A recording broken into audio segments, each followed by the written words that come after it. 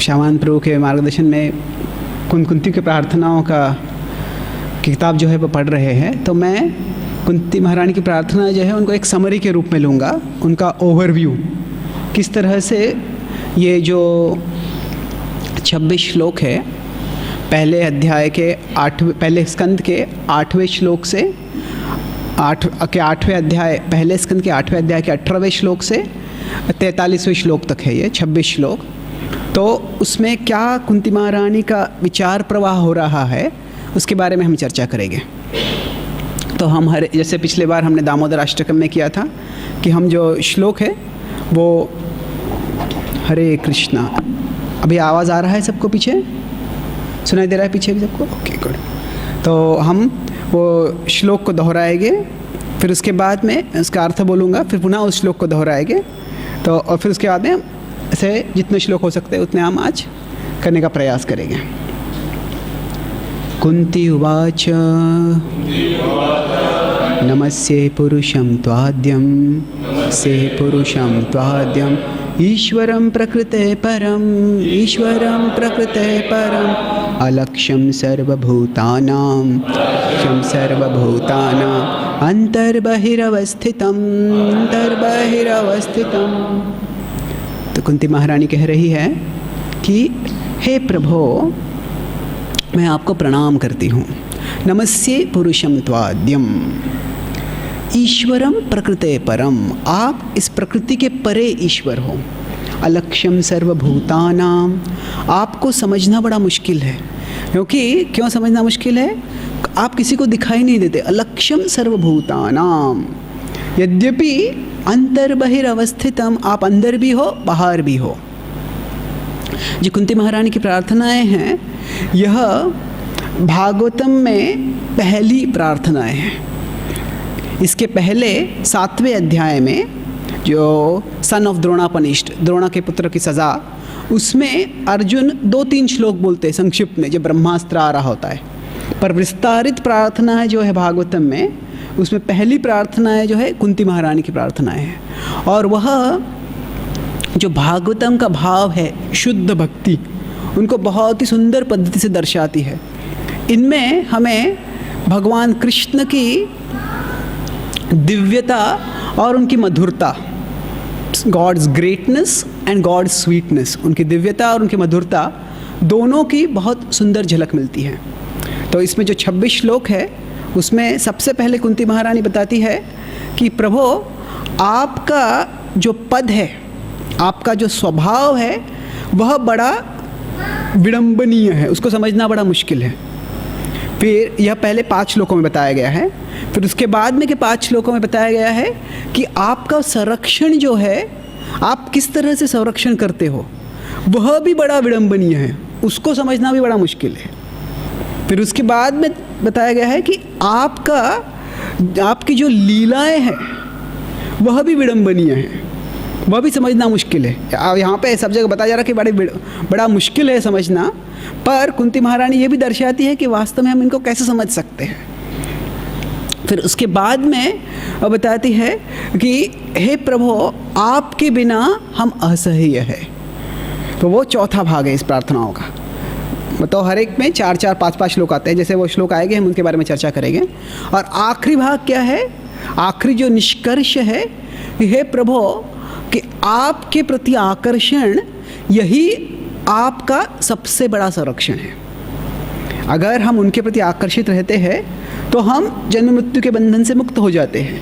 और आपके प्रति आकर्षण यही आपके प्रति आपका सबसे बड़ा संरक्षण है, और वह संरक्षण आप मुझे प्रदान कीजिए। तो इसीलिए अगर हम इस प्रार्थना का अंत देखते हैं तो अंत में वास्तव में कोई याचना नहीं है। 42वां श्लोक जो है उसमें कुंती महारानी कहती है, त्वयि मे अनन्य विषया मतिर्मधुपते सकृत रतिमुद्वहता दद्धा गंगे वौघमुदन्वती। वो कहती है कि जिस तरह से गंगा हमेशा सागर की ओर बहती रहती है, उसी तरह से मेरी चेतना भी आपकी ओर बहती रहे। और फिर उसके बाद में आखिरी, ये आखिरी से पहले एक श्लोक है।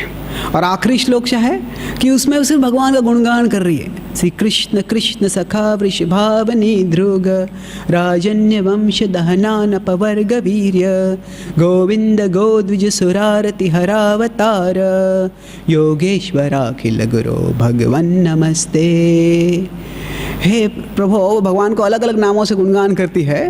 कृष्ण कृष्ण सखा, आप कृष्ण हो, आप कृष्ण जो है अर्जुन है, दूसरा अर्जुन का विवरण जो था सावर आता है, इसे कृष्ण सखा, अर्जुन के सखा हो। ऋषभावनी ध्रुग, आप सब राजाओं में राज महान हैं, आप सारे जो असुर हैं उनका वध करते हैं, ऐसे अलग अलग गुणगान करते हैं। और क्या कहते हैं अंत में? भगवन नमस्ते, मैं आपको प्रणाम करती हूँ, प्रणाम करती हूँ। उसके अलावा और कुछ नहीं बोलती है वो। वास्तव में जब ये प्रार्थना शुरू होती है तो क्या हो रहा है? अभी कुरुक्षेत्र का युद्ध खत्म हो गया है। अभी सारे कौरवों के, पांडवों के शत्रु जो थे, जो कौरव के रूप में कौरव की सेना में थे, उनका वध हो गया है और महाराज युधिष्ठिर का राज्याभिषेक भी हो गया है। और अभी भगवान कृष्ण छोड़ के जा रहे हैं। भगवान कृष्ण कहाँ, ये सारी प्रार्थनाएं कहाँ हो रही है? ये इंद्रप्रस्थ में हो रही है। इंद्रप्रस्थ जो था वो युधिष्ठिर महाराज की राजधानी थी। इंद्रप्रस्थ हस्तिनापुर, हस्तिनापुर जो थी कुरुवंश की राजधानी थी पहले, और फिर उसके बाद में जब वो विभाजन हो गया था तो जो हस्तिनापुर थी वो कौरव की राजधानी बन गई थी। तो अभी जो पांडवों का राज्य है वहाँ पे ये प्रार्थनाएं हो रही है। और ये पांडवों का राज्याभिषेक हो जाने के बाद वहाँ पे, ये इंद्रप्रस्थ में नहीं, वास्तव में हस्तिनापुर में हो रही है, क्योंकि अभी हस्तिनापुर के राजा युधिष्ठिर महाराज बन गए हैं। तो वहाँ से अभी कृष्ण द्वारका लौट के जा रहे हैं। तो जब लौट के जा रहे हैं तो कुंती महारानी और सब पांडव वो विरह से व्याकुल हो जाते हैं। कैसे हम भगवान से विरह सहन करेंगे? और वास्तव में जब प्रार्थनाएं शुरू होती है तो शुरू होने के समय भाव कुंती महारानी याचना करना चाहती है, निवेदन करना चाहती है कि हे प्रभु, कृपया आप मत जाओ, कृपया आप मत जाओ। वही उनकी याचना होती है। उस उद्देश्य से वो प्रार्थना करती है।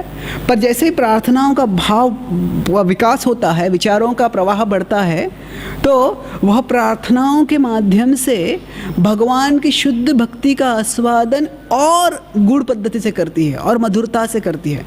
और उससे वो समझती है कि ऐसे हम उसके जो 41वां श्लोक है उसमें वो बताती है कि वास्तव में है प्रभु, अगर आप यहाँ पे रहोगे तो मुझे आपका संग मिलेगा, हमें आपका संग मिलेगा, पर जो द्वारकावासी है उनको संग नहीं मिलेगा। तो अगर वो द्वारकावासी भी मेरे संबंधी है, वो भी आपके भक्त है, वो कब तक आपसे विरह सहन करेंगे? पर अगर आप जाओगे तो हमें यहाँ पे विरह होगा। तो क्या करना चाहिए ऐसे समय में? तो अथ विश्वेश विश्वात्मन विश्वमूर्ते स्वकेशु में स्नेह पाशमिमं छिंदी दृढ़ं पांडुषु वृष्णिषु। तो 41वें श्लोक में वो कहती है कि हे प्रभु, आप ही विश्वात्मा हो, आप विश्व के स्वामी हो, आप विश्व के अंतर में आत्मा हो, और आप ही ये विश्व भी हो। अथ विश्वेश विश्वात्मन विश्वमूर्ते स्वकेशु में। तो विश्व के संबंध में तीन गुणगान करने वाले शब्द बताती है। उनके बारे में विस्तार से हम चर्चा बाद में करेंगे। पर वहाँ पे क्या बता रही है वो श्लोक में? हमारा संदर्भ में क्या है? स्नेह पाशमिमं छिंदी, कि मेरा जो स्नेह का पाश है, स्नेह के पाश के कारण अगर मैं मेरा संबंध मेरे पुत्रों से देखती हूँ तो मुझे लगेगा कि आप यहाँ पे रहो। अगर कुंती महारानी, वो पूरा विस्तार है, हम उसमें अभी नहीं जाएंगे, पर कुंती महारानी का संबंध द्वारकावासियों से भी है, तो इसे सोचेंगे कि वो भी मेरे संबंधी है, उनका अगर मैं हित सोचूंगी तो चाहूँगी कि आप वहाँ पे जाओ, तो मैं क्या करूँ? तो कहती है प्रभु, मैं केवल आपके भक्त के आपकी सेवा करना चाहती हूँ। इसीलिए जो स्नेह पाश है, स्नेह पाश के कारण मैं मेरी इच्छा आप पे डालने का प्रयास करूँगी। तो ये स्नेह पाश को आप काट दीजिए। स्नेह पाश में मम छिंदी। तो इस तरह से ये शुद्ध भक्ति की प्रार्थनाएं हैं। तो यहाँ पे जब शुरुआत कर रही है कुंती महारानी ऐसी प्रार्थनाओं में, तो सबसे पहले भगवान का जो पद है वो कैसे दिव्य है उसके बारे में वर्णन कर रही है। तो वो कहती है नमस्ये पुरुषम त्वाद्यम। तो यहाँ पे विश्वनाथ चक्रवर्ती ठाकुर जो है वो हमारे संप्रदाय में महान आचार्य है। उन्होंने श्रीमद् भागवतम में भाष्य लिखा है सारार्थदर्शिनी। तो भगवद्गीता पे जो भाष्य लिखा है उसका नाम है सारार्थवर्षिणी, और जो भागवतम में भाष्य लिखा है उसका नाम है सारार्थदर्शिनी। तो इन दोनों में वो जो भक्ति की मधुरता है वो कैसे भागवत गीता में और भागवतम में हमें झलक प्राप्त होती है, वो समझाते हैं बहुत अच्छे से। तो वो बताते हैं कि ऐसे इन प्रार्थनाओं में जब अभी हम साधारणतः बातचीत करते हैं तो क्या होता है, मैं अगर कुछ बोल रहा हूँ तो वो बोलने से शायद आपके मन में कोई सवाल आता है, और फिर अगर मैं जो बोल रहा हूँ वो अगर अच्छी तरह सोच विचार करके बोल रहा हूँ तो मैं भी यह अपेक्षा करता हूँ कि ये सवाल आएगा, मैं बोलूँगा तो फिर इसका जवाब क्या होगा, तो मैं जवाब दूंगा। तो उस तरह से जब बातचीत चल रही होती है दो व्यक्तियों में, तो वो केवल शब्दों में बातचीत नहीं चल रही होती है, वो मन में बातचीत चल रही होती है कि जब मैं बोल रहा हूँ तो उससे आपके मन में कुछ विचार आ रहे हैं, और आपकी प्रतिक्रियाओं को देखकर आपके मन में क्या विचार आ रहे हैं सोचकर वो मेरे मन में भी कुछ विचार आते हैं, उसके बाद में मैं भी बोलता हूँ। तो उसी तरह से भगवान और भक्त जब बातचीत कर रहे होते, उनमें आदान प्रदान हो रहा होता है। तो भक्त अभी बोल रहे हैं, जब कुछ बोल रहे हैं तो सोचते हैं कि ये मैं बोलूँगा तो भगवान के मन में क्या विचार आएगा, और वो विचार आएगा तो उसका मेरे क्या प्रतिक्रिया होगी, तो उसके बोले में मैं क्या बोलूँगा। तो नमस्ये पुरुषम, तो हे प्रभु आप पुरुष हो। तो भगवान कहेंगे कि यहाँ पे तो सब लोग पुरुष हैं पर आप विशेष पुरुष हो। नमस्ये पुरुषम त्वाद्यम, आप आदि पुरुष हो, आपसे पहले कोई नहीं है, आप ही सबसे पहले हो, आपके अलावा आपके पहले अनादिर आदिर गोविंद। ब्रह्म संहिता भी बताते हैं ब्रह्मा जी को कभी कभी आदि बोला जाता है क्योंकि वो इस ब्रह्मांड में पहले है, पर ये ब्रह्मांड के पहले भगवान आते हैं, सारे ब्रह्मांडों के पहले भगवान आते हैं।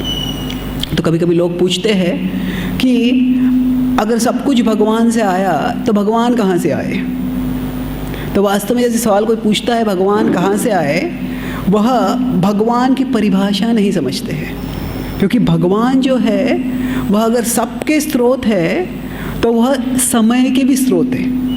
वह आएगा इसी अध्याय के इसी 28वें श्लोक में कुंती महारानी कहेगी मन्ये त्वं कालम ईशानम, हे प्रभु मैं समझती हूँ कि आप ही काल हो। तो सब कुछ भगवान से आता है तो काल भी भगवान से आता है। अगर काल भगवान से आता है तो भगवान काल के परे है। तो इसीलिए भगवान के पहले, जब हम पहले या बाद में बोलते हैं तो ये काल के संदर्भ में बोल रहे हैं। तो मान लीजिए कोई बालक है, वह पहले बार कोई ग्रंथ पढ़ता है, कोई कादंबरी पढ़ता है, किताब पढ़ता है, इसमें कोई कहानी है, और फिर वो कहानी पूरे पढ़ने के बाद उसको पता चलता है कि ये कहानी किसी लेखक ने लिखी है, और फिर पूरा किताब खोलने लगता है और किसी पन्ने पढ़ने लगता है कि इसमें वो लेखक कहाँ है। तो वो पूरे किताब पढ़ेगा, किताब में उसको लेखक नहीं मिलेगा। क्यों? क्योंकि वो लेखक किताब से बाहर है। लेखक ने किताब के सारे जो कैरेक्टर्स है, जो व्यक्ति है, उनको निर्माण किया है, उनकी जो कार्य है उनको निर्माण किया है, उसमें जो टाइम फ्रेम है, उसमें जो काल का प्रवाह है वो भी लेखक ने निर्माण किया है। पर लेखक उस फ्रेम ऑफ रेफरेंस के बाहर है, उस विचार धारणा के बाहर है वो। तो उसी तरह से भगवान ने सब कुछ भगवान ने सब कुछ निर्मित किया है, पर भगवान उसके बाहर है। से नमस्ये पुरुषम त्वाद्यम ईश्वरम प्रकृते परम। तो कैसे आप आद्य है उसका और विस्तार कर रहे हैं कि कोई कहेगा कि ब्रह्मा जी आदि पुरुष है, तो कहेंगे नहीं, ब्रह्मा जी वो आदि इस ब्रह्मांड के अंदर है, वो प्रकृति के अधीन है। प्रकृति के अधीन है मतलब क्या? प्रकृति की निर्मिति के बाद भगवान की, ब्रह्मा जी की निर्मिति हुई है। पर आप जो है प्रकृति परम, आप क्या है? प्रकृति के परे हो। और फिर वो कहती है अलक्ष्यम सर्वभूतानाम अलक्ष्य। अलक्ष्य मतलब कोई आपको देख नहीं सकता है। तो अभी कोई कितनी सारी चीज़ें हैं जो हम देख नहीं सकते हैं। अभी बहुत से तारे हैं, उनको हम देख नहीं सकते हैं, तो उसमें क्या बड़ी बात है अगर कोई चीज़ देख नहीं सकते हैं। तो बहुत सी चीज़ें हैं, पर वो कहते हैं कि विशेष क्या है? अंतर बहिरवस्थितम, आप सब जगह पे हो। अगर मैं आपके सामने हूँ, आप मेरे सामने हैं और मैं आपको देख नहीं पा रहा हूँ, तो फिर ये विशेष बात है। तो भगवान सब जगह पे है पर कहीं भी वो नहीं दिखते हैं। तो ये नास्तिक और आस्तिक में क्या फ़र्क होता है कि a theist sees God everywhere, a atheist sees God nowhere. A theist sees God actually not just everywhere, now here. You know, English में वर्ड आता है nowhere, NOWHERE, पर उसकी आप रचना चेंज कर देंगे, W को where से W में डाल दोगे तो क्या होता है, नाउ हियर हो जाता है. नो वेयर की जगह पे नाउ हियर हो जाता है. तो a theist, a devotee sees God now here. हर जगह पे हम भगवान को देख सकते हैं, पर जो आस्तिक है उसको, वो भगवान को कहीं नहीं देख सकते. क्यों? क्योंकि भगवान को देखना यह केवल एक दृष्टि की बात नहीं है, वह भक्ति की बात है. भक्त्या माम अभिजानाति यावान्यास्मि तत्वतः ततो माम तत्वतो ज्ञात्वा विशते तदनंतरम. 11वें अध्याय के 54वें श्लोक में भगवद गीता में भगवान कहते हैं भक्त्या माम अभिजानाति. वो कई बार ये भाई भक्ति से कैसे जानते हैं, 11वें अध्याय के 54वें श्लोक में कहते हैं, और उसी तरह से 18वें अध्याय के 54वें श्लोक में भगवान कहते हैं कि भक्त्या त्वनन्यया शक्या, केवल भक्ति से हम जाने जा सकते हैं, भगवान को जान सकते हैं. तो अलक्ष्यम सर्वभूतानाम, कि आप सब जगह पे हैं पर कोई आपको देख नहीं सकता. इस तरह से आप अचिंत्य है, आप आदि पुरुष हो, आप प्रकृति के परे हो, आप सब जगह पे हो पर कोई आपको देख नहीं सकता है. तो हम इस श्लोक एक और बार दोहराएंगे और फिर अगले श्लोक पे जाएंगे. कुंती उवाच नमस्ये पुरुषं त्वाद्यम् ईश्वरं प्रकृते परम, ईश्वरं प्रकृते परम अलक्ष्यं सर्वभूतानां अंतर्बहिरवस्थितम्, अंतर्बहिरवस्थितम्.